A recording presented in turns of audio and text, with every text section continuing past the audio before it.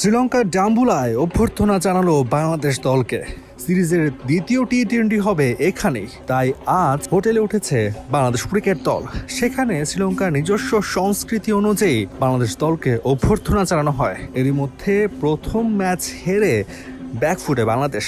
এর আগে ওয়ানডে সিরিজও হেরেছে টাইগাররা, টেস্ট হেরেছে 1-0 ব্যবধান। দ্বিতীয় টি-20 ভেন্যু ডাম্বুলাতে এখানে সিরিজ বাঁচানোর জন্য লড়বে লিটন দাসের দল।